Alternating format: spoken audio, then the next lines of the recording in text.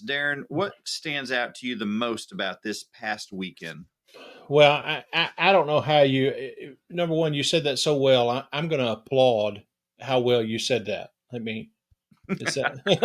Is that a clap? What? I'm going to give it a full Kirby round of Um, applause. where'd Darren go? How'd Kirby get on the show? I'm back. I was just clapping. I'm back. It's too bad. Yeah, yeah. Honestly, I don't know how. I mean, you're right. There were some incredible games with some unexpected results. The Texas um, OU game is obviously one that we did not see coming. As we talked about it, to be that kind of result, Ole Miss was a crazy, just like, oh, is this really going to happen again, kind of a thing. But uh, when you watch this weekend and everything that happened, man, the officiating, unfortunately for all the teams that played so hard on the field, the officiating is one of the biggest headlines of the week, and just and reasonably and justifiably so. And there's a mounting frustration that I think is the SEC, the front office or the central office, whatever their title is going to have to address it, because you can't.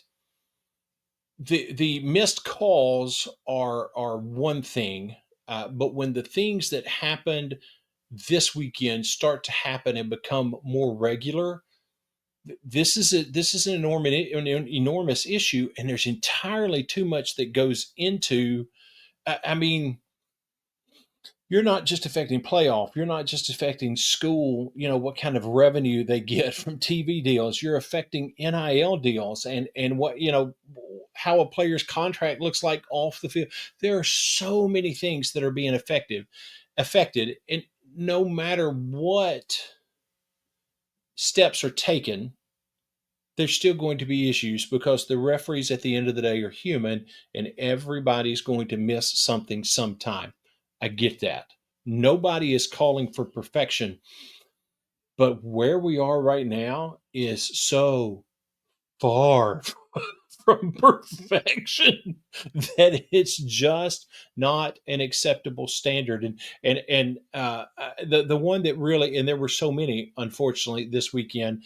Number one, anytime there's a review, I mean, goodness, you might as well. I'm gonna run outside, cook a meal on the grill for the entire family, come back in, and maybe catch the last 10 minutes of the conversation before they decide.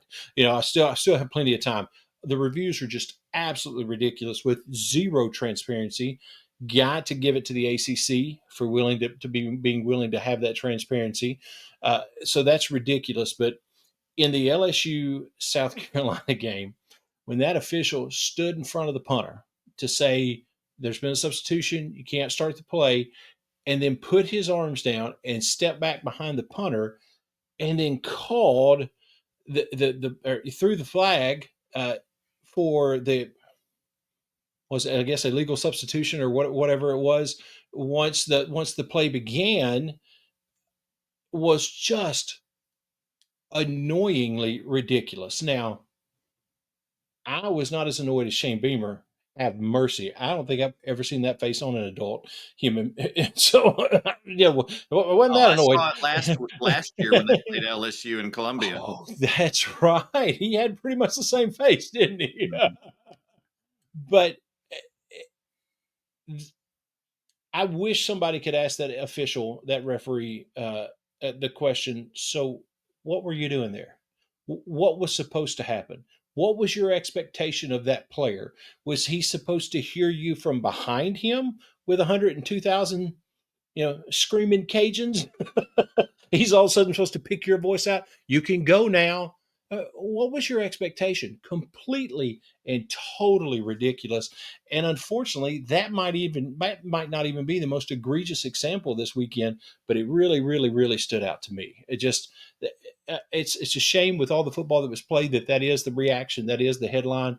But I don't know how it can't be. There were just, it seemed to be, it's building, the level of what seems to be building every single week. Yeah, I think you make a great point, Darren. last Friday, my wife and I went to a high school football game, and you never know what kind of officiating you're going to get at the high school Mhm. level because a lot of states they're hurting for officials. They don't have enough, and the quality really you notice a big difference between a good officiating crew and one that's not so good. Absolutely. But it's high school football, and a lot of places, the livelihood of those coaches is not dependent on whether or not they're 15, 16, 17, 18-year-old boys playing football out there execute or not, or they get if the officiating's bad, it's Right. disappointing, but you roll with it. The stakes are so much higher in major college football. When you look at a Mhm. conference like the SEC, and it's so important to get it right. You mentioned the reviews. The reviews are killing the momentum of the game. We've got to be able to celebrate a touchdown without having to hold our breath for three Mhm. minutes while someone's walking over looking in a camera. In this day and age of instant replay and the technology that we have to instantly bring something up, we've got to figure out a way where we can expedite this process. Does the head official on the field have to go over and review? Why can't that be done in the booth? I really like the model that was it the XFL where they on instant replay they took you into the replay booth Yeah. and Absolutely. and Yeah. you Mhm. listen to the rationale. Yep. But even then, that took time. They've got to find a way to expedite this process. And Mhm. secondly, we've talked about it before. For some reason, there's this hesitancy to turn officiating into a full time job. Right.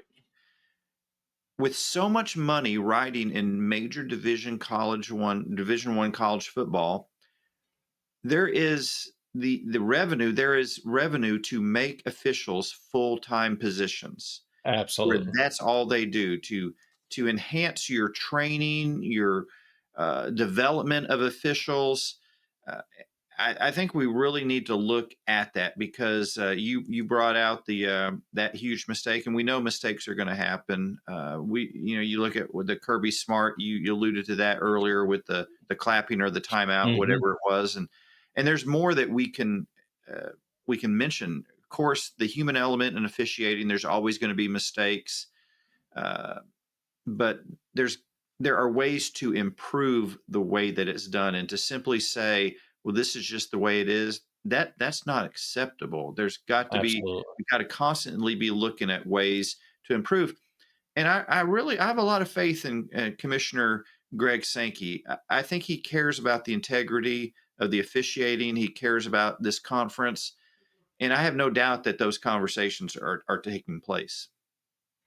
I agree completely. I mean, you cannot tell me as much time as he spends with the coaches of the sports, to his credit. That's very much a positive thing in every way.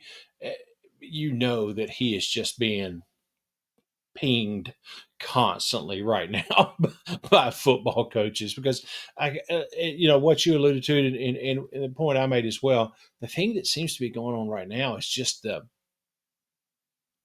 how bad they seem to be. I don't, the mistakes are so glaring that it's even, it makes it even worse. It just makes it stands out even more. It's really, really difficult right now. Josh Pate's talked about it several Mhm. times already this season on his show. Matt Mitchell is poking fun at it on the videos that he puts out. There's And a lot of the chatter. SEC shorts guys did the Yeah, same thing. mhm, yeah. So it's becoming more of a magnified issue, and I Yeah, think something's going to have to be done. agree completely.